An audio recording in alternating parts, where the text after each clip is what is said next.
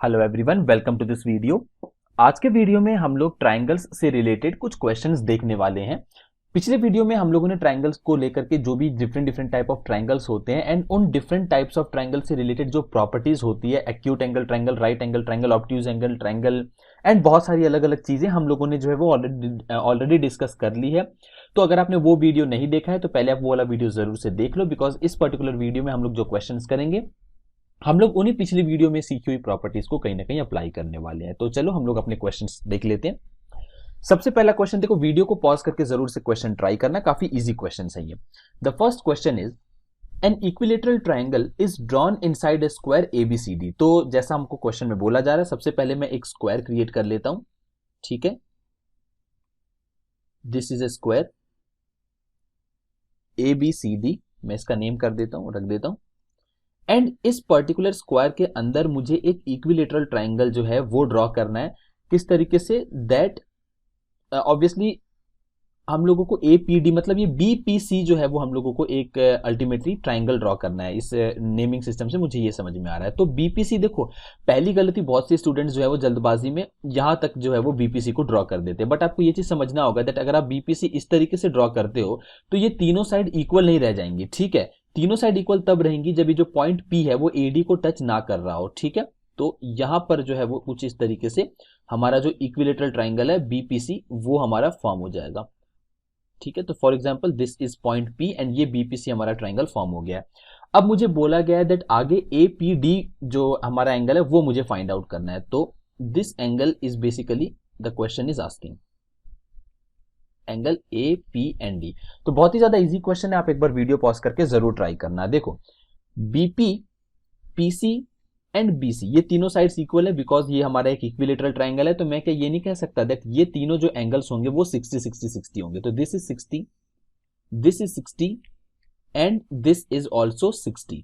ठीक है, अब जब ये पर्टिकुलर एंगल जो है वो 60 डिग्री है तो आप अगर देखो तो ए बी सी जो है वो 90 डिग्री है। आधा मुझे जो मतलब जो रिमेनिंग पार्ट है वो मुझे 60 दिया हुआ है, तो ये पार्ट कितना हो जाएगा भाई? ये पार्ट मेरा हो जाएगा 30 डिग्री। ठीक है, अब ये 30 डिग्री हो गया है।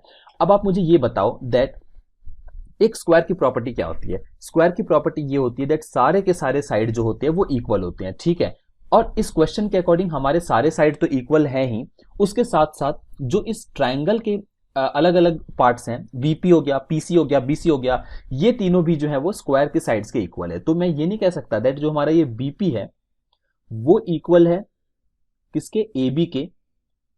ठीक है, तो जब बीपी और ए बी इक्वल होगा, क्योंकि ये तो स्क्वायर का साइड हो गया ना, ए बी और बीपी जो है वो इक्वल है बिकॉज ए बी जो है वो बीसी के इक्वल है, बीसी जो है वो पीबी के इक्वल है, तो ए बी जो है वो भी पीबी के इक्वल हो जाएगा। तो अगर ये दोनों इक्वल है तो ये दोनों जो एंगल होंगे ना, ये दोनों एंगल जो है वो इक्वल है। क्यों? क्योंकि sides opposite to equal sides are equal. ये हम लोगों ने प्रॉपर्टी जो है वो पिछले वीडियो में ऑलरेडी डिस्कस कर ली है। तो यहां से मैं क्या ये नहीं कह सकता दैट 30 डिग्री प्लस इसको फॉर एग्जाम्पल मैं थीटा दे देता हूं name for the time being, plus theta is equal to 180 degree, two theta is equal to 180 minus 30 यानी 150 डिग्री। तो यहां से थीटा की वैल्यू मेरे पास कितनी आ गई भाई? थीटा की वैल्यू आ गई मेरे पास 75 डिग्री। इसी तरीके से जो ये दूसरा पार्ट है, ये वाला पर्टिकुलर एंगल भी जो है वो आप इजिली 75 डिग्री फाइंड आउट कर सकते हो। ठीक है, अब ये पूरा एक तरीके से 360 राउंड बन रहा है, तो यहां पर मैं ये कह सकता हूं that angle A P D plus angle DPC plus angle CPB plus angle BPA is equals to 360 degree. ठीक है, एपीडी कितना है भाई? एपीडी मुझे नहीं पता है, एपीडी मुझे जो है वो फाइंड आउट करना है। प्लस मैं बहुत ही ज्यादा डिटेल में लेकर के जा रहा हूं, आप इसको एग्जामिनेशन में इतना ज्यादा डिटेल में लिखने की जरूरत नहीं है, मैं बस आपको एक्सप्लेन कर रहा हूं। That's why I have to write so many steps. But यहां से आप जो है वो डायरेक्टली स्टेप को जो है वो इस डायग्राम में ही फॉर्म जो जो जैसे जैसे आपको एंगल्स आते जाएंगे वो आप लिखते जाओगे, इतना ज्यादा टाइम आप इन्वेस्ट मत करना इस क्वेश्चन में। ठीक है, डीपीसी की बात करूं तो ये हमने फाइंड आउट कर लिया 75 डिग्री। सीपीबी हमारा कितना दिया हुआ, मतलब इक्विलेटरल ट्रायंगल होने की वजह से वो 60 डिग्री है। एंड बीपीए जो है अगेन हम लोगों ने 75 डिग्री फाइंड आउट किया था। This is equal to 360 degree. 75 plus 75 is 75 plus 75 is 150 and 150 plus 60 is 10 degree. तो 360 माइनस 210 अगर मैं करूंगा तो ये मेरा कितना आ गया भाई, ये मेरा आ गया 150 डिग्री। तो सी ऑप्शन जो है वो मेरा करेक्ट आंसर है। तो आई होप आपको ये वाला क्वेश्चन समझ में आएगा, बहुत बहुत ही ज्यादा सिंपल क्वेश्चन था। इसके बाद चलो हम लोग नेक्स्ट क्वेश्चन देख लेते हैं। ये क्वेश्चन थोड़ा सा ट्रिकी है, वीडियो पॉज करके जरूर इसको ट्राई कर लेना। देखो, consider obtuse angle triangles with sides 8 centimetre, 15 centimetre and x सेंटीमीटर। If x is an integer then how many such triangles exist. देखो यहां पर आपको बेसिकली दो केसेस जो है वो इमेजिन करने पड़ेंगे। अब ऑब्ट्यूज एंगल ट्राइंगल जो है वो ऑब्वियसली हम लोगों को पता है दैट हमने पिछले वीडियो में जो है वो obtuse angle triangle, right angle triangle की कुछ प्रॉपर्टीज सीखी थी। पहली प्रॉपर्टी तो हमने ये सीखी थी दैट फॉर एनी ट्राइंगल, कोई सा भी ट्राइंगल हो, sum of two sides is always greater than the third side, यानी कि ए प्लस बी जो है वो किसी भी ट्राइंगल के लिए हमेशा सी से तो बड़ा ही होने वाला है। ये तो हमारी पहली कंडीशन थी जो कि मुझे याद रखना है। दूसरी कंडीशन मुझे ये पता है दैट अगर हमारे पास कोई राइट एंगल ट्राइंगल होता है, राइट एंगल्ड ट्राइंगल, तो ऐसे केस में हमारे पास जो साइड्स हैं उसका क्या एक तरीके से रिलेशन फॉर्म होता है, A square plus B square is equal to C square. ठीक है, पाइथागोरस थ्योरम हो गया ये। इसके बाद अगर हमारा ट्राइंगल जो है वो एक्यूट एंगल्ड है, एक्यूट एंगल्ड ट्राइंगल, तो ऐसे केस में हमारा जो कंडीशन बनता है वो बनता है A square plus B square is greater than C square. And third हमारा कंडीशन क्या बनता है, ऑब्ट्यूज एंगल। ये एक्यूट की स्पेलिंग सही कर लेना, ठीक है, obtuse angle triangle. Obtuse angle triangle की अगर मैं बात करूं तो यहां पर क्या कंडीशन बनता है भाई, यहां पर कंडीशन बनता है that A square plus B square is smaller than C square. तो ये बेसिकली दो हमारे एक तरीके से फॉर्मेट है जिसको हम लोग यूज करके इस क्वेश्चन को सॉल्व करेंगे। अब इस क्वेश्चन में आप ध्यान से देखो तो एक साइड 8 सेंटीमीटर दी गई है, एक साइड 15 सेंटीमीटर दी गई है एंड तीसरी साइड जो है वो x सेंटीमीटर दी गई है। यहां पर दो केसेस अराइज हो सकते हैं, यहां पर मैं मेंशन कर देता हूं। केस वन क्या बन सकता है, मैं ऐसा ले सकता हूं, देखो यहां पर केस वन क्या हो सकता है, केस वन आपका ये हो सकता है दैट जो 15 सेंटीमीटर है ना वो ही हमारा जो है वो लार्जेस्ट साइड है, 15 सेंटीमीटर जो है वो हमारा लार्जेस्ट साइड है। ठीक है, एंड केस टू क्या फॉर्म हो सकता है, केस टू फॉर्म हो सकता है दैट x जो है वो हमारा लार्जेस्ट साइड है। देखो 8 सेंटीमीटर तो लार्जेस्ट हो नहीं सकता ना, बिकॉज 15 तो ऑब्वियसली पहले से जो एक 8 से बड़ा साइड है वो मुझे गिवन है, तो 15 या तो सबसे बड़ा साइड होगा जब x की वैल्यू जो है वो 15 से कम होगी, या फिर अगर x की वैल्यू 15 से ज्यादा होती है तो x जो है वो एक तरीके से हमारा लार्जेस्ट वैल्यू बन जाएगा। तो केस टू क्या हो सकता है, यहां पर केस टू हो सकता है दैट जब x की वैल्यू 15 से ज्यादा है तब x जो है वो हमारी लार्जेस्ट साइड बनेगी। ठीक है, अब देखो इसके बाद आपको ये चीज समझनी है दैट अगर हमारा केस नंबर 1 में 15 सेंटीमीटर अगर लार्जेस्ट साइड है एंड ट्राइंगल कौन सा है, ट्राइंगल है ऑब्ट्यूज एंगल ट्राइंगल, मतलब इस वाले पर्टिकुलर ट्राइंगल की बात हो रही है। सी जो है ऑब्वियसली वो हम लोग लार्जेस्ट साइड को जो है वो रिप्रेजेंट करते हैं। तो अगर हमारा 15 सेंटीमीटर लार्जेस्ट साइड है तो x की क्या क्या वैल्यू हो सकती है भाई, x की वैल्यू 8 हो सकती है, 9 हो सकती है, 10 हो सकती है, 11, 12, 13, 14, 15 तक जा सकती है x की वैल्यू। बट 15 से ज्यादा अगर मैं x की वैल्यू अज्यूम कर लेता हूं ना तो वो केस 2 में लाई करने लग जाएगा। ठीक है, तो चलो हम लोग देख लेते हैं दैट अगर मैं x की वैल्यूज को 8 से रखना स्टार्ट करता हूं तो कितने सारे हमारे कंडीशन जो है वो सेटिस्फाई होते हैं। देखो पहला केस अगर हमारा जो x की वैल्यू वो 8 है, ठीक है, तो 8 square plus 8 square is smaller then 15 square, ये कंडीशन जो है वो सेटिस्फाई हो रही है। 8 square plus 9 square is also less than 15 square, 8 square plus 10 square is smaller then 15 square, 8 square plus 11 square is smaller then 15 square, 8 square plus 12 square, आप इसको जो है वो सॉल्व करके देख भी सकते हो, 15 स्क्वायर कितना होता है 225 होता है, 12 स्क्वायर कितना होता है 144 एंड 8 स्क्वायर इज 64। ठीक है, आप जब इसको ऐड करोगे तो 15 से छोटा आएगा। बट जब आप 8 स्क्वायर प्लस 13 स्क्वायर को करते हो ना तो ये जो है वो 15 स्क्वायर से बड़ा आने लग जाएगा। ठीक है, जब आप x की वैल्यू को 13 रख देते हो ना तो हमारा जो इन दोनों को ऐड करने के बाद वैल्यू आएगी वो हमारी 15 स्क्वायर से ज्यादा बड़ी आने लग जाएगी, because we all know that 8 square is 64। ठीक है, तो 64 प्लस 13 स्क्वायर इज 169, ये हो जाएगा आपका कितना 233। बट हमारा 15 स्क्वायर क्या होता है भाई, 15 स्क्वायर जो होता है वो हमारा 225 होता है। तो यहां पर इस पर्टिकुलर जगह पर अगर आप ध्यान से देखो तो अगर हमारे x की वैल्यू 13 हो जाती है तो क्या हो रहा है भाई, ये जो ट्राइंगल है ये एक्यूट एंगल ट्रायंगल बनने लग जा रहा है। बट ऊपर ये सारे ऑब्ट्यूज थे, obtuse obtuse obtuse obtuse and obtuse, ठीक है। तो ये सारे ट्रायंगल ऑब्ट्यूज एंगल थे। यहां से चीजें जो है वो आगे की तरफ जाएंगी तो ये जो है वो एक्यूट एंगल ट्रायंगल बनने लग जाएगा। कब तक एक्यूट एंगल ट्रायंगल बनेगा भाई? जब तक हमारे x की वैल्यू 15 ना आ जाए, ठीक है। Because 8 square plus 15 square will be greater than 15 square, but 15 के बाद जैसे ही x की वैल्यू 16 पे चली जाएगी ना, तो हमारा केस 2 आने लग जाएगा। तो अभी तक मेरे पास कितने ऑब्ट्यूज एंगल ट्रायंगल बन चुके हैं भाई? 1 2 3 4 5। तो केस 1 से मेरे पास 5 ऑब्ट्यूज एंगल ट्रायंगल्स बन चुके हैं, ठीक है। अब चलो केस 2 हम लोग देख लेते हैं।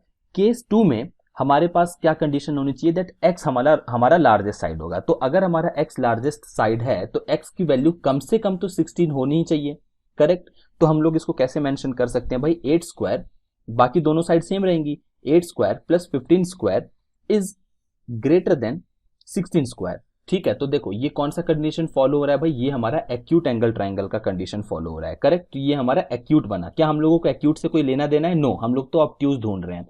तो अगेन आगे बढ़ो, 8 स्क्वायर प्लस 15 स्क्वायर 17 स्क्वायर। 16 के बाद अगर x की वैल्यू 17 है तो यहां पर अगर आप ध्यान से देखो तो ये एक पाइथागोरन ट्रिपलेट बन जाता है, ठीक है। मतलब 8 15 एंड 17 जो है वो क्या बन रहा है भाई? वो हमारा एक राइट एंगल ट्रायंगल बन रहा है। बिकॉज 15 स्क्वायर क्या होता है? 15 स्क्वायर 225 होता है एंड 8 स्क्वायर इज 64, ठीक है। तो इन दोनों को ऐड करोगे तो आता है 289 एंड 17 स्क्वायर जो है वो भी 289 ही होता है। तो ये क्या बन गया?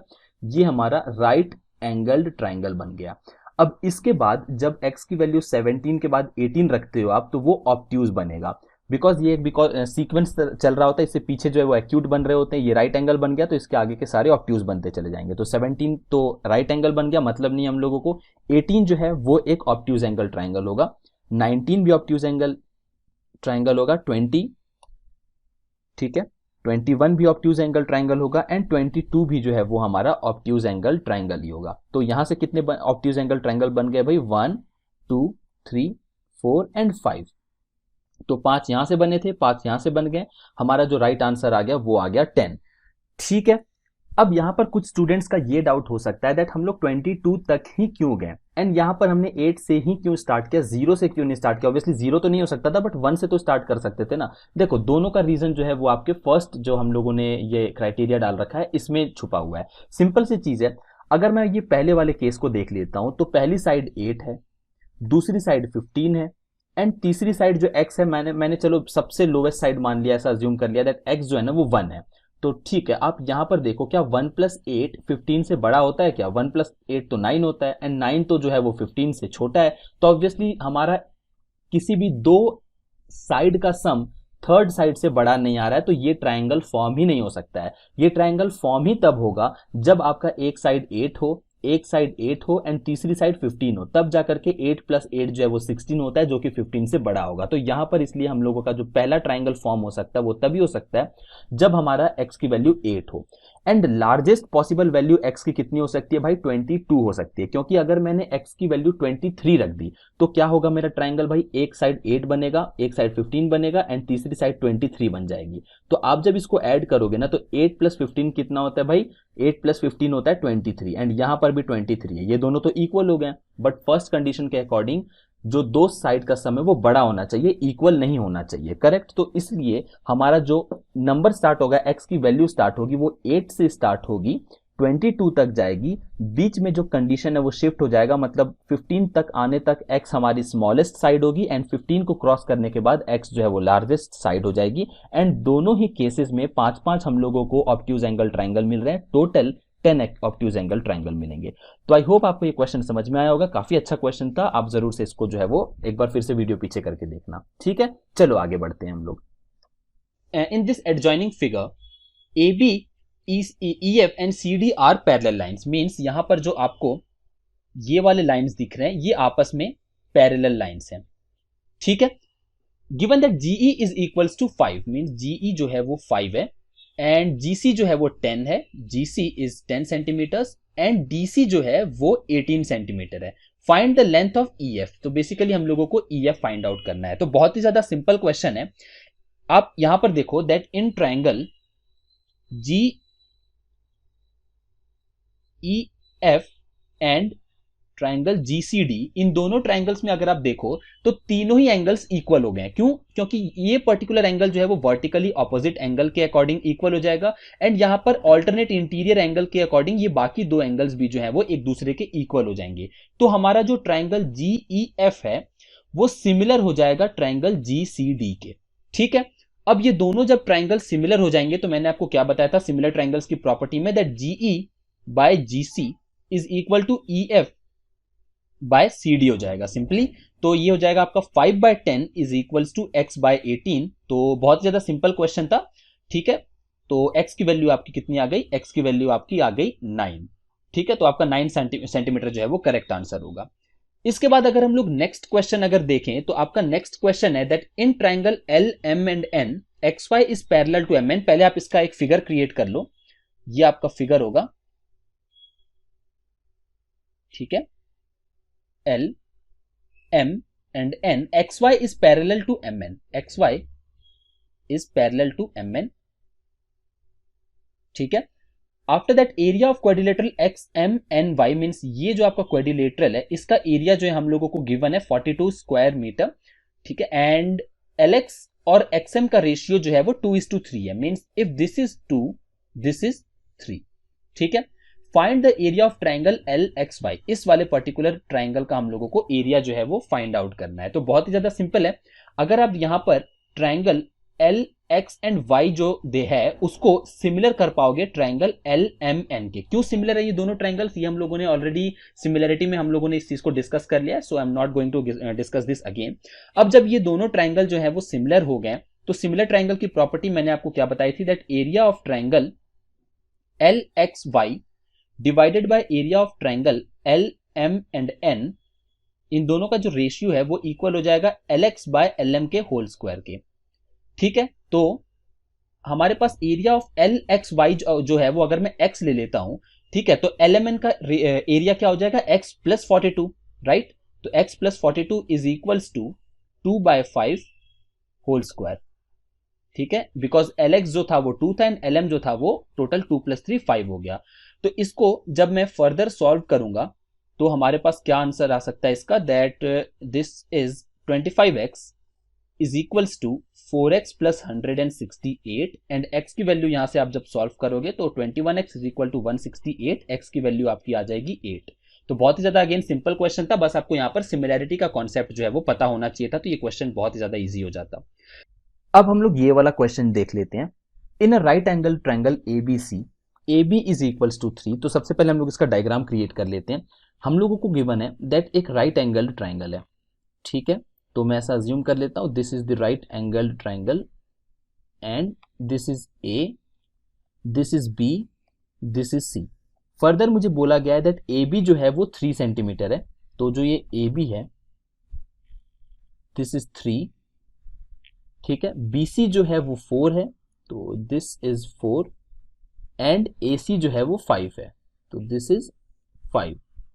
ठीक है, ये तीनों जो है मुझे लेंथ गिवन है। इसके बाद मुझे फर्दर बोला गया है point D is the mid point of AB। तो AB का जो मिड पॉइंट है वो क्या है? Point D। इसके बाद point E is a segment is on segment AC। तो जो E पॉइंट है वो AC पर कोई पॉइंट है। अगेन रिमेंबर ये जो E है वो मिड पॉइंट नहीं है, तो आप इसको मिड पॉइंट नहीं अज्यूम कर सकते हो, मैं ऐसा अज्यूम कर लेता हूं यहां पर जो है वो E पॉइंट गिवन है। Okay, and E is on segment AC and point F is on segment BC। Point F जो है ना वो कहीं BC पर लाई कर रहा है। अगेन जब तक आपको मिड पॉइंट ना बोला गया हो तब तक आप कुछ भी अज्यूम नहीं करोगे। ओके, इसके बाद मुझे बोला गया है if AE is equals to 1.5, AE जो है वो 1.5 गिवन है। तो अगर मेरा AE 1.5 है तो आप ये बताओ EC कितना होगा? ये अगर 1.5 है तो EC कितना हो जाएगा? 3.5 होगा, तभी तो ये दोनों मिलकर के 5 हो जाएंगे, करेक्ट। इसके बाद मुझे बोला गया है BF is equals to 0.5, BF जो है वो हमारा कितना है? 0.5। तो देखो BF अगर 0.5 है, BC टोटल 4 है, तो हमारे पास FC कितना हो जाएगा भाई? FC हमारा हो जाएगा 3.5। ठीक है, एंड इसके बाद मुझे क्या बोला गया है? D जो है वो मिड पॉइंट है, इट मीन्स कि AD जो है वो 1.5 होगा एंड AB भी कितना होगा 1.5। ठीक है, तो अभी तक हमने क्वेश्चन के अकॉर्डिंग जो हमारा ट्राइंगल है वो फॉर्म कर लिया है। अब मुझे बोला गया है find the angle DEF। DEF मुझे एंगल फाइंड आउट करना है, तो इसके लिए जो हमारा DEF पॉइंट है मैं इसको जो है वो मर्ज कर ज्वाइन कर देता हूं, DE एंड F। ठीक है, this is the point. Question के अकॉर्डिंग मुझे जो एंगल पता करना है वो ये वाला एंगल होना चाहिए। ठीक है, तो मैं इसको जो है for the time Bing x assume कर लेता हूं, AED जो है वो इसको y अज्यूम कर लेता हूं एंड एंगल FEC जो है इसको मैं for the time Bing z assume कर लेता हूं। ठीक है, अब सिंपल सी चीज है, angle x plus angle y plus angle z ये कितना होने वाला है भाई, ये हमारा होगा 180 डिग्री। इसको मैं फर्स्ट इक्वेशन मान लेता हूं बिकॉज AC जो है वो एक स्ट्रेट लाइन है एंड स्ट्रेट लाइन पर जो है वो टोटल ये तीनों एंगल लाई कर रहे हैं, तो इन तीनों का सम तो जो है वो 180 डिग्री होगा। ओके, इसके बाद फर्दर आप देखो that in triangle AD and E, ADE triangle में AE एंड AD जो है वो इक्वल है, AD जो है वो इक्वल है AE के, and we all know that angles opposite to equal sides are equal. तो मैं ये कह सकता हूं दैट एंगल ADE ये भी जो है वो y होगा। ठीक है, सिमिलरली अगर मैं एक और ट्राइंगल की बात करूं, इन ट्राइंगल EFC ट्राइंगल की मैं बात करूं तो यहां पर भी आप देखो EC जो है वो इक्वल हो रहा है किसके, FC के। EC जो है वो FC या CF लिख लो इसको, इसके इक्वल हो रहा है। तो सिंपल सी चीज है, तो हमारा जो ये एंगल FEC होगा वो इक्वल होगा एंगल EFC के, EFC के। तो मैं ये कह सकता हूं दैट ये जो हमारा एंगल है ना ये भी हमारा y होगा एंड ये वाले एंगल की अगर मैं बात करूं तो ये एंगल भी जो है मेरा z होगा। रीजन क्या है, रीजन है that angles opposite to equal sides are equal. ठीक है, इसके बाद देखो क्या करना है हम लोगों को, आप ये समझो दैट अगर हम लोग इस क्वाड्रिलेटरल DBFE को ले लेते हैं, DBFE in quadrilateral DBF and E, इस अगर हम लोग क्वाड्रिलेटरल को लें तो वी ऑल नो दैट हमारे पास जो भी 4 साइडेड फिगर होता है क्वाड्रिलेटरल होता है उसका जो टोटल एंगल्स का सम होता है वो कितना होता है भाई, वो होता है 360 degree. How can we find that, n-2 multiplied by pi. n हमारा टोटल नंबर ऑफ साइड्स हो गए, साइड्स कितने हैं भाई, साइड्स हमारे पास 4 हैं, -2 इंटू 180 डिग्री, पाई को अगर मैं रेडियंस को डिग्रीज में कन्वर्ट करूं तो 2 इंटू 180 डिग्रीज कितना हो गया भाई, 360 डिग्रीज हो गया। ये हम लोग आगे पॉलीगन में जाकर के डिटेल में डिस्कस करने ही वाले हैं, so no need to worry on that. अब इस वाले क्वाड्रिलेटरल की बात करूं तो इस पर्टिकुलर क्वाड्रिलेटरल में चारों एंगल्स का जो सम है वो कितना होगा, 360 होगा। तो यहां से अगर मैं स्टार्ट करूं तो दिस इज एंगल x, इस वाले एंगल की अगर मैं बात करूं तो सबसे पहला एंगल है x प्लस ये एंगल कितना होगा भाई, ये एंगल होगा 180 डिग्री माइनस z। तो this is nothing but 180 degree minus का z, क्यों, क्योंकि ये एक स्ट्रेट लाइन है, plus 90 degrees plus 180 degrees minus 5 and this is equal to 360 degree. अब यहां पर आप देखो तो 180 प्लस 180 कितना होता है, 360, 360 प्लस 90 इज 450, तो ये हो जाएगा x प्लस 450।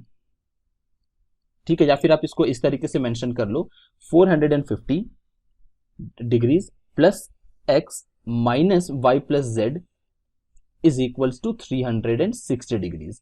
ठीक है, अब इसके बाद आप ध्यान से देखोगे तो y प्लस जेड को मैं फर्स्ट इक्वेशन से क्या लिख सकता हूं, 180 माइनस एक्स लिख सकता हूं। ठीक है, तो मैं इसको जो है वो डायरेक्टली लिख देता हूं 180 minus x plus x minus 180 minus x is equal to 360 degrees and ये आ गया आपका 450 plus x minus 180 plus x is equal to 360 degrees and यहां से आप जब इसको सॉल्व कर लोगे तो this will be nothing but 2x is equals to 90 degrees and x की वैल्यू कितनी आ गई भाई, x की वैल्यू आ गई 45 डिग्री। तो एंगल DEF जो हमने x लेट करके रखा था उसका वैल्यू कितना आ गया, 45 आ गया। तो ये बी ऑप्शन, किसी भी एक ऑप्शन करेक्ट कर लो, the right answer is 45 degrees. ठीक है, आई होप आपको यह क्वेश्चन जो है वो डिटेल में समझ में आया होगा। अब देखो ये हमारा नेक्स्ट क्वेश्चन है। क्वेश्चन में बोला गया है that from a triangle ABC with sides 40, 25 35, a triangular portion GBC is cut off where G is the centroid of ABC. Then हम लोगों को रिमेनिंग पोर्शन का एरिया पूछा गया है। तो देखो ऐसे क्वेश्चन में हम लोगों को सबसे पहले तो हम लोग ये फिगर ड्रॉ कर लेते हैं। तो लेट्स अज्यूम दैट ये हमारे पास ABC ट्राइंगल है, this is triangle A B and C। अब आगे मुझे बोला गया दैट इस ट्राइंगल में से मुझे B, G एंड C एक एरिया जो है वो कट कर लिया गया एंड G जो है वो सेंट्रॉइड है। तो G सेंट्रॉइड होगा तो यहाँ कहीं पर लाई करेगा G, this is point G and B, G and C ये जो ट्राइंगल है इसको मैंने जो है वो कट करके बाहर निकाल लिया है। ओके, ये शेडेड पोर्शन जो है वो कट हो चुका है। अब मुझे बोला गया है दैट ये जो ट्राइंगल है इसमें जो साइड्स हैं वो हम लोगों को दी गई है, एक तरफ 40, 35, 25, ठीक है, ये हमारी जो है वो ट्राइंगल की साइड्स हैं। अब देखो मुझे शेडेड पोर्शन को कट करने के बाद जो रिमेनिंग पोर्शन है जो कि ABGC बचेगा उसका मुझे जो है वो एरिया फाइंड आउट करना है। तो ऐसे में मैं एरिया कैसे फाइंड कर सकता हूँ? सिंपल सी चीज़ है, अगर मैं ABC के एरिया में से एरिया ऑफ ट्राइंगल ABC में से सब्ट्रैक्ट कर दूं एरिया ऑफ ट्राइंगल BGC तो मेरा जो है वो एरिया रिक्वायर्ड पोर्शन का एरिया मुझे पता चल जाएगा। तो अब ABC का जो एरिया है वो यहाँ पर बेस्ट हम लोग जो है वो हेरॉन्स फार्मूला लगा सकते हैं, बिकॉज यहाँ पर हाइट वगैरह में हम लोग 1/2 इंटू बेस इंटू हाइट या फिर कोई दूसरा फार्मूला यूज करते हैं तो चीज़ें कॉम्प्लिकेटेड हो जाएंगी। तो सिंपल सा कॉन्सेप्ट है हेरॉन्स फार्मूला का, दैट एरिया जो होता है वो होता है √S, S minus A, S minus B, S minus C, ठीक है, where S is equals to A plus B plus C by 2 semi perimeter. तो यहाँ पर A कितना है भाई 40 plus 35 plus 25 divided by 2, 35 plus 25 is 60 and 60 plus 40 is 100, 100 by 2 यानी कि S की वैल्यू कितनी आ गई? S की वैल्यू आ गई 50। तो एरिया हम लोग फर्दर कैसे फाइंड आउट कर सकते हैं? एरिया हमारा हो जाएगा √50 माइनस 40, 50 माइनस 25 एंड 50 माइनस 35, ठीक है। इसको आप फर्दर सॉल्व करोगे तो ये हो जाएगा आपका 50 multiplied by 10 multiplied by 25 multiplied by 15 and finally जब आप इसको सॉल्व कर दोगे तो ये आ जाएगा आपका 250√3। तो ये तो हमारा हो गया पूरे के पूरे ट्राइंगल का एरिया, ठीक है। अब देखो एरिया ऑफ शेडेड पोर्शन क्या होगा, यहां पर मैं मेंशन कर देता हूं, area of shaded portion, area of shaded portion हो जाएगा कितना? Area of triangle ABC divided by 3। ऐसा क्यों? बिकॉज हम लोगों को पता है दैट ये जो सेंट्रॉइड होता है ना ये हमारे ट्राइंगल के एरिया को 3 इक्वल पार्ट्स में जो है वो डिवाइड कर देता है, ठीक है। ये जो सेंट्रॉइड है यहाँ पर आप देखो AGB AGC ये पूरे के पूरे 3 डिवाइड मतलब इक्वल एरियाज में डिवाइड कर देता है। तो फिर यहाँ पर एरिया ऑफ ट्राइंगल ABC कितना था? 250√3 डिवाइडेड बाय 3, ठीक है। तो ये हमारा हो गया एरिया ऑफ शेडेड पोर्शन। तो अगर मैं शेडेड पोर्शन का एरिया यहां से बाहर निकाल लेता हूं तो फिर रिमेनिंग पोर्शन का एरिया कितना हो जाएगा? रिमेनिंग पोर्शन जो बचेगा उसका एरिया क्या हो जाएगा? उसका एरिया हो जाएगा, क्योंकि मैंने आपको बताया सेंट्रॉइड जो है वो 3 इक्वल पार्ट्स में डिवाइड करता है। तो ये जो इंडिविजुअल है यहाँ पर जो पार्ट्स बने हुए हैं उनका एरिया कितना होगा भाई? 1/3 of the total area, 1/3 and 1/3। तो ये जो हमारा रिमेनिंग पोर्शन है वो कितना हो जाएगा? 1/3 प्लस 1/3 दैट इज 2/3। तो रिमेनिंग पोर्शन हो जाएगा 2/3 times area of triangle ABC, यानी कि मैं ये कह सकता हूं that 2/3 times of area of ABC कितना है? 250√3, यानी कि जब आप इसको सॉल्व कर लोगे तो ये आ जाएगा आपका 500/√3। बेसिकली हम लोगों को जो है वो अकॉर्डिंग टू द क्वेश्चन में ऑप्शंस जो दिए हुए हैं उसके अकॉर्डिंग जो है वो हम लोगों को जो है ये फाइंड करना है, ठीक है। तो यहाँ पर जब आप ध्यान से देखोगे तो हमारा ऑप्शन कौन सा आ जाएगा भाई? हमारा ऑप्शन आ जाएगा ऑप्शन नंबर B। इसको डिवाइड लगा लेना 500/√3, 225/√3 एंड सो ऑन, ठीक है। तो यहाँ पे राइट आंसर कितना हो जाएगा? 500/√3 हमारा करेक्ट आंसर हो जाएगा, ठीक है। चलो अगला क्वेश्चन हम लोग देख लेते हैं।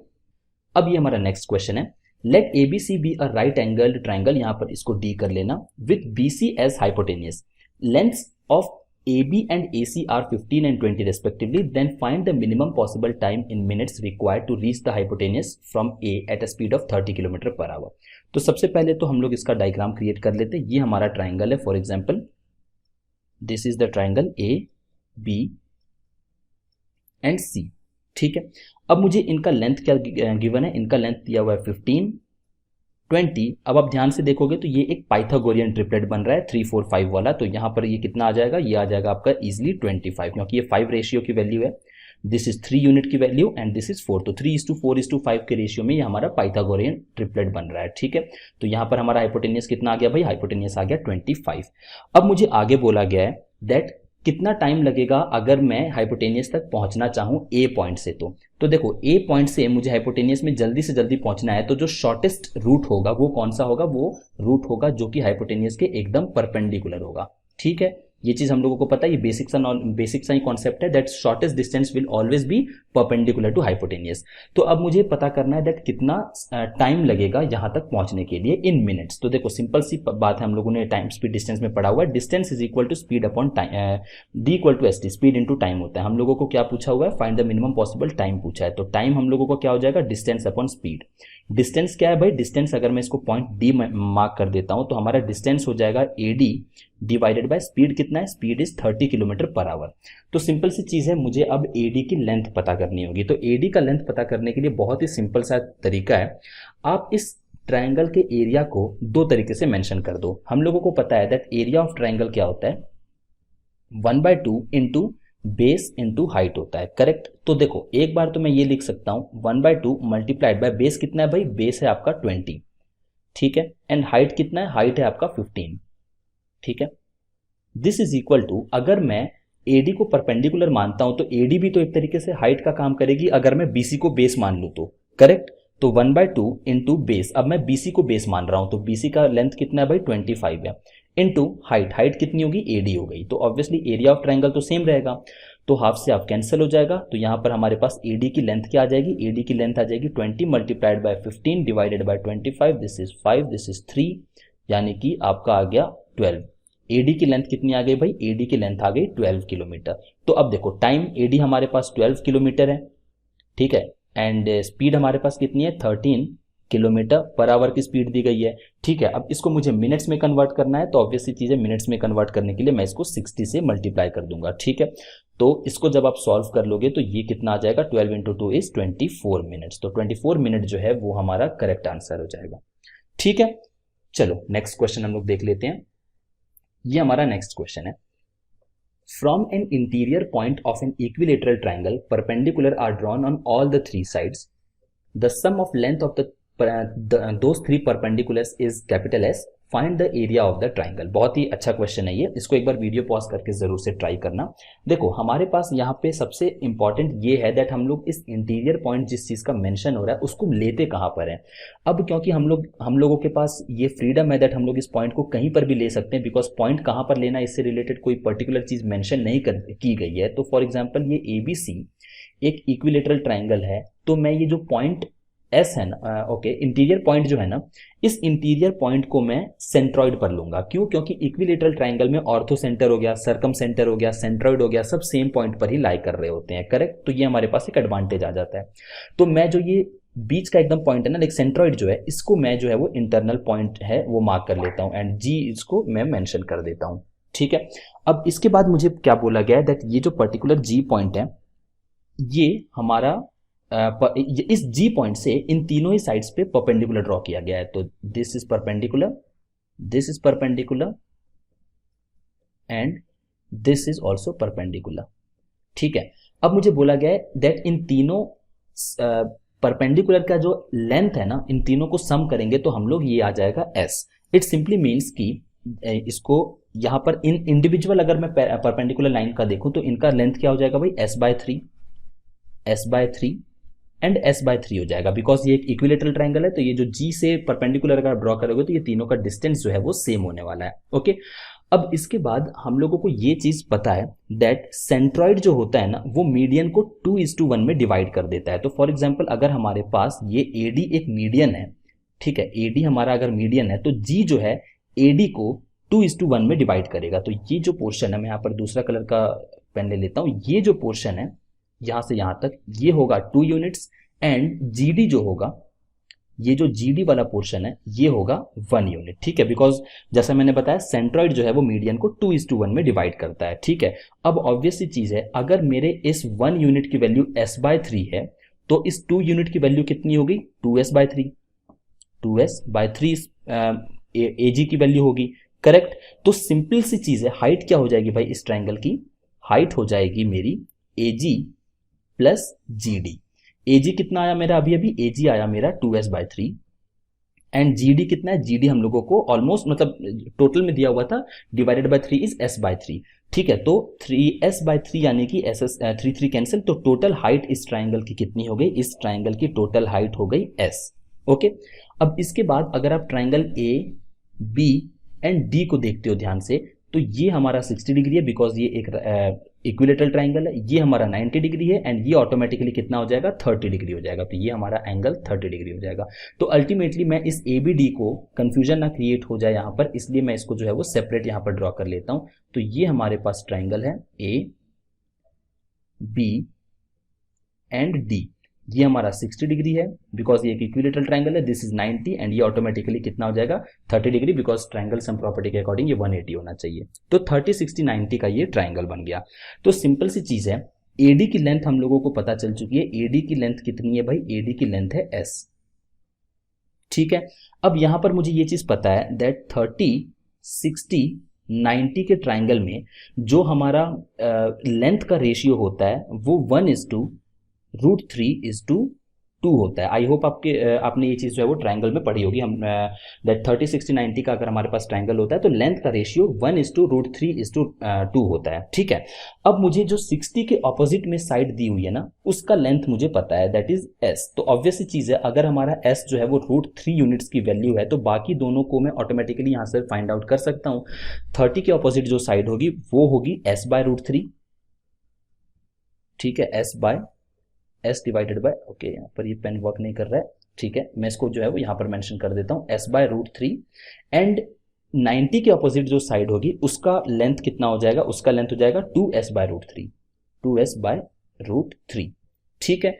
तो यहाँ पर हम लोगों को इस ट्राइंगल के एबीडी ट्राइंगल के सारे लेंथ पता चल चुके हैं। 90 के ऑपोजिट अगर मैं देखूं तो this is nothing but 2s/√3 and 30 के ऑपोजिट देखूं तो s/√3, ठीक है। अब देखो मुझे क्या बोला गया है, मुझे बोला गया है find the area of the triangle. तो मुझे पता है दैट अगर मैं एरिया की बात करूं, आप half into base into height से भी निकाल सकते हो बिकॉज वो तो यूनिवर्सल फॉर्मूला है, बट इक्विलेटरल ट्राइंगल में हमारे लिए इजी रहेगा दैट हम लोग इसी का फॉर्मूला यूज कर लें, that is √3/4 into side square.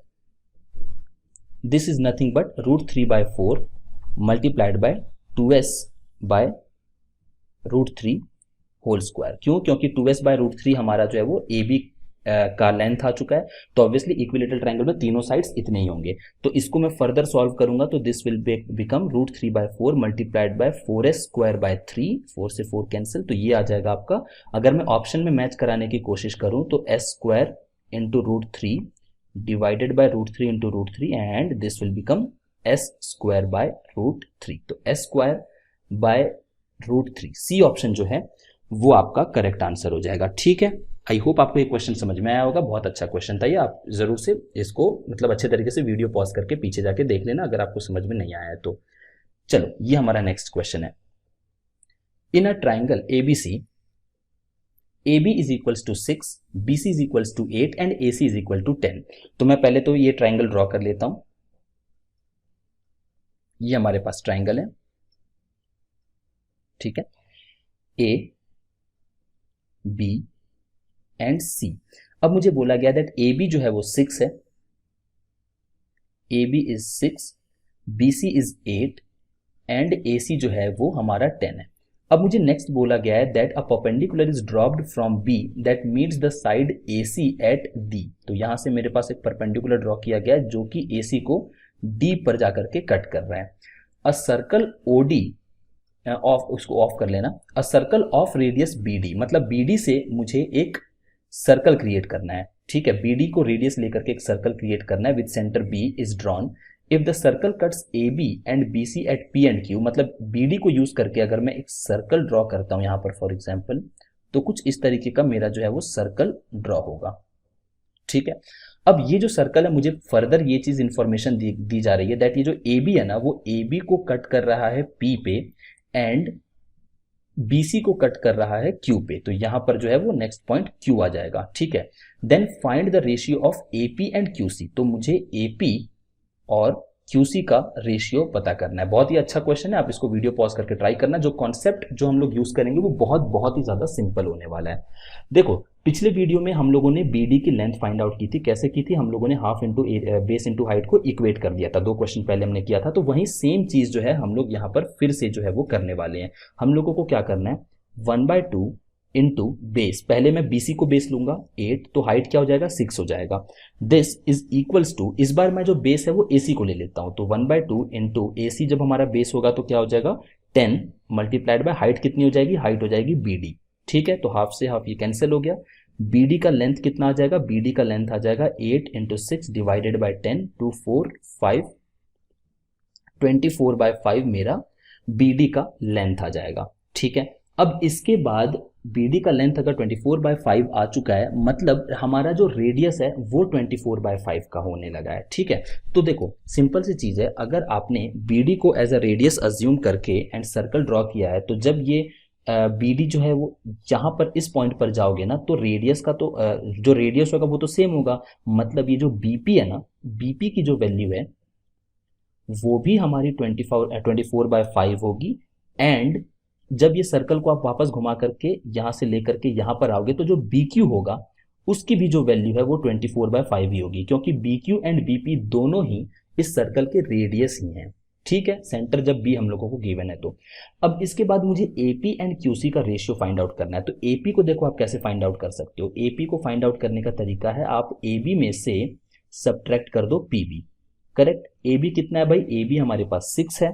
तो आप जब 6 में से 24/5 को सब्ट्रैक्ट करोगे तो ये आ जाएगा आपका 6/5, ठीक है। एंड सिमिलरली अगर मैं QC की बात करूं, तो QC के लिए आपको क्या करना होगा, BC में से सब्ट्रैक्ट करना होगा BQ को, ठीक है। तो BC कितना है भाई, BC हमारा 8 था, BQ कितना है 24/5 है, ठीक है। तो फिर जब इसको आप सब्ट्रैक्ट कर लोगे तो 8 माइनस 24/5 ये आपका आ जाएगा 16/5, ठीक है। तो जब हम लोगों को रेशियो फाइंड आउट करना है, तो AP इज टू QC की वैल्यू फाइंड आउट करूं, तो this will be 6/5 is to 16/5, 5 cancel, 3:8 आपका करेक्ट आंसर हो जाएगा। तो C ऑप्शन जो है वो आपका करेक्ट आंसर है, ठीक है। चलो आओ नेक्स्ट क्वेश्चन हम लोग देख लेते हैं। ये हमारा नेक्स्ट क्वेश्चन है, a piece of paper is in the shape of a right angle triangle and is cut along a line that is parallel to the hypotenuse, leaving a smaller triangle. There was a 35% reduction in the length of hypotenuse of the triangle. If the area of the original triangle was 34 square inches before it was cut, what is the area of smaller triangle? देखो simple सी चीज है, यहां पर मेरे पास ये एक triangle given है, ठीक है। अब इस ट्राइंगल में फॉर एग्जांपल ये ABC है, ठीक है। अब यहां पर मुझे बोला गया है दैट ये जो हाइपोटेनियस है उसके पैरेलल में मैंने जो है एक कट लगा दिया है, ठीक है। इसके बिल्कुल पैरेलल में कट कर दिया, जिसकी वजह से अब जो मेरे पास ट्राइंगल बचा है ना वो छोटा वाला ट्राइंगल है। एंड इसका जो हाइपोटेनियस है वो 35% से रेड्यूस हो चुका है। मतलब अगर पहले वाला हाइपोटेनियस 100 था तो अब वाला हाइपोटेनियस कितना है, 65 है। अब जब हाइपोटेनियस 65 हो गया, 35% का रिडक्शन हुआ है, तो सिंपल सी चीज है, जो हमारे पास लेट से इसको D एंड E नेम दे देते हैं, तो ये जो BD होगा ना ये भी 0.65 टाइम्स हो जाएगा। 0.65 टाइम्स में इसको कर देता हूँ, जो भी हमारा हाइपोटेनियस रहा होगा उसका 0.65 जो है वो पार्ट बचा रह जाएगा। एंड BE जो है वो भी हमारे पास 0.65 ही बचा रह जाएगा। तो ऐसे केस में आपका ट्राइंगल का एरिया क्या होगा। देखो इनिशियली हमारे पास ट्राइंगल का एरिया क्या था, 1/2 multiplied by base into height. तो जब हमारा बेस 0.65 हो चुका है, ठीक है, एंड हाइट भी जो है वो 0.65 हो चुका है, तो मेरा न्यू एरिया क्या हो जाएगा, एरिया हो जाएगा आपका 0.65 मल्टीप्लाइड बाय 0.65 मल्टीप्लाइड बाय जो पहले का एरिया था दैट वाज 34। तो जब आप इसको सॉल्व कर लोगे तो ये आ जाएगा 14.365 डी ऑप्शन जो है वो आपका करेक्ट आंसर हो जाएगा, ठीक है। अब देखो अगर आपको ये समझने में कंफ्यूजन हो रहा है तो कोई इशू नहीं है, मैं अभी के लिए BC को B ले लेता हूं, ठीक है, एंड AD को H ले लेता हूँ, सिंपल सी चीज़ है। तो एरिया मेरा इनिशियल नॉर्मल एरिया क्या हो जाएगा, 1/2 इंटू बेस इंटू हाइट, जो कि मुझे बोला गया है कितना है भाई, वो है मेरा 34, जो कि क्वेश्चन में बोला गया है। बट जब हाइपोटेनियस 0.65 हो गया, हाइट हमारा 0.65 हो गया, बेस हमारा 0.65 हो गया, तो जो न्यू एरिया होगा, न्यू एरिया क्या होगा भाई, न्यू एरिया होगा 1/2 multiplied by 0.65 into base multiplied by 0.65 into height, यही होगा ना भाई न्यू एरिया, बिकॉज वो 0.65 टाइम्स हो चुका है।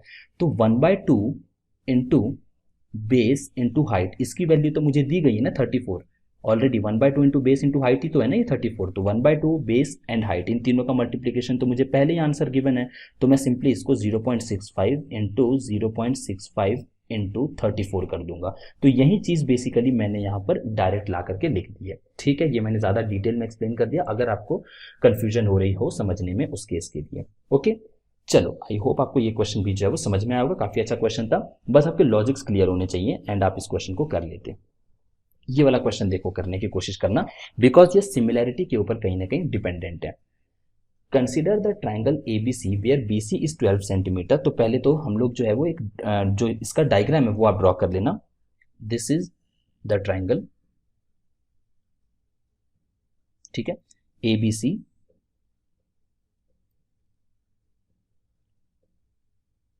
ओके। मुझे बोला गया BC जो है वो 12 सेंटीमीटर है, तो जो ये BC है वो 12 सेंटीमीटर है, DB इज 9 सेंटीमीटर। बेसिकली इसका जो फिगर था वो गिवन था एग्जाम में आपके क्वेश्चन में, ठीक है। तो दिस इज D, ये कैट में आया हुआ क्वेश्चन है in fact, this is D and मुझे बोला गया DB जो है वो 9 है, ओके, एंड CD जो है वो 6 है, CD जो है वो 6 है, एंड इसके बाद BCD जो एंगल है, BC एंड D, ये एंगल फॉर एग्जांपल ये थीटा है, वो इक्वल है BAC के, तो इसको भी जो है वो मैं थीटा अज्यूम कर लेता हूं, तो ये दोनों एंगल जो है वो थीटा थीटा है।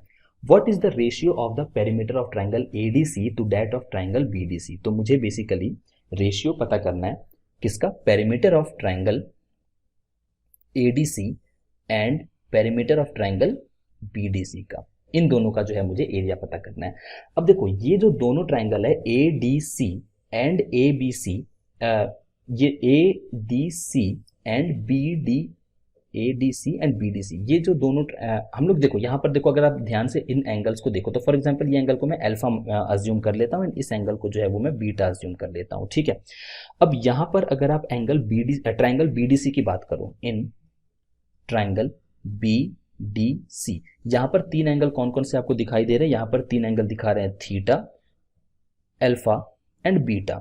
तो थीटा के ऑपोजिट साइड कितनी है, 9 है, अल्फा के ऑपोजिट साइड कितनी है, 6 है, एंड बीटा के ऑपोजिट साइड कितनी है, 12 है। अगर मैं आपसे ट्राइंगल ABC की बात करूं, ठीक है, तो ये जो दोनों ट्राइंगल है ना, ये दोनों ट्राइंगल आपस में सिमिलर होंगे। क्यों, क्योंकि ABC में कौन कौन से एंगल है, ABC में ऑब्वियसली एक थीटा तो पहले से प्रेजेंट है, अल्फा तो दोनों में ही कॉमन है, ठीक है, छोटे ट्राइंगल में देख लो, BDC में देख लो, या फिर बड़े ट्राइंगल में देख लो, अल्फा तो कॉमन है। एंड हम लोगों को पता है दैट अगर किसी ट्राइंगल में दो एंगल इक्वल हो जाते हैं तो तीसरा ऑटोमेटिकली इक्वल होना ही होना है, अदरवाइज वो 180 डिग्री का जो रूल है उसको फॉलो नहीं करेगा।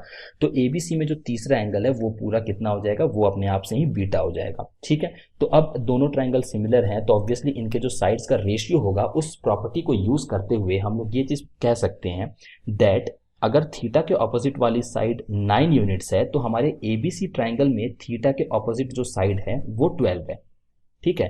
तो ये जितने टाइम्स का इंक्रीज हो रहा है उतने ही टाइम्स का इंक्रीज बाकी सब लेंथ में भी होगा, यही तो सिमिलैरिटी का प्रॉपर्टी होता है ना।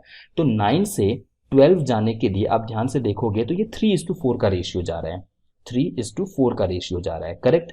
तो सिंपल सी चीज़ है, यहाँ पर भी बाकी जगह पर भी मुझे 3:4 का रेशियो मेंटेन करना पड़ेगा। तो अगर 6 जो है वो 3 यूनिट्स की वैल्यू है, तो 4 यूनिट्स की वैल्यू हो जाएगी 8, एंड 12 जो है अगर 4 यूनिट्स की वैल्यू है, तो बीटा की वैल्यू कितनी आ जाएगी भाई, बीटा की वैल्यू आ जाएगी 16, ठीक है। आई होप आपको यहाँ तक चीज़ें समझ में आई होंगी। तो इस तरीके से ABC ट्राइंगल में हमारे पास थीटा के ऑपोजिट जो साइड है, ये थीटा की वैल्यू मत समझ लेना, थीटा के ऑपोजिट जो साइड है वो 12 है, अल्फा के ऑपोजिट जो साइड है वो 8 है, मतलब ये जो पूरी साइड है ना, ये मेरी जो है वो 8 है, एंड बीटा के ऑपोजिट साइड जो है, बीटा कहाँ पर है भाई, ABC में बीटा ये पूरा होगा, तो ये पूरा जो एंगल है, ये पूरा जो साइड है वो हमारा 16 है, ठीक है। अब देखो सिंपल सी चीज है, हम लोगों को perimeter of ADC find out करना है। तो अगर मैं ट्रायंगल एडीसी की बात करूं तो एडीसी में एसी कितना है 8 प्लस 6 प्लस एडी, एडी कितना होगा भाई टोटल 16 है, डीबी 9 है, तो ये कितना हो जाएगा भाई 7 हो जाएगा। ठीक है, तो ये हो जाएगा 7 डिवाइडेड बाय बीडीसी। बीडीसी में सब चीज ऑलरेडी गिवन है 9 12 एंड 6। ठीक है, 9 12 एंड 6, तो यहां पर 7 6 और 8 7 6 7 8 को जब आप ऐड करोगे तो ये आ जाएगा आपका 21 एंड नीचे क्या आ जाएगा, नीचे आ जाएगा 27 6 9 एंड 12। तो आप जब इसको सॉल्व कर लोगे तो ये आ जाएगा आपका 7:9। ठीक है, तो 7:9 जो है वो आपका करेक्ट आंसर हो जाएगा। ठीक है, आई होप आपको यहाँ तक सब चीज़ें जो है वो समझ में आएंगे। तो ये कुछ बेसिक से क्वेश्चंस थे जो हम लोगों ने ट्रायंगल में देखे। तो आई होप आपको पूरा का पूरा ट्रायंगल समझ में आया होगा। हम लोगों ने काफ़ी सारे क्वेश्चन डिफरेंट टाइप के, सिमिलैरिटी हो गया या फिर 3690 रूल हो गया, इस तरीके से अलग अलग अप्रोच लेकर के कुछ प्रीवियस ईयर क्वेश्चन को भी जो है वो सॉल्व किया। तो चलो ट्रायंगल में हम लोग इतना ही रखते हैं। I hope you understood each and everything related two triangles. अब हम लोग आगे जो और भी ज़्यादा लाइक ज्योमेट्री में सिलेबस बचा है वो हम लोग धीरे धीरे करके कवर करने की कोशिश करते हैं। तो see you in the next video, till the next video, bye bye, take care and do practice some question जो कि प्रीवियस ईयर में आए हो। चलो टेक केयर।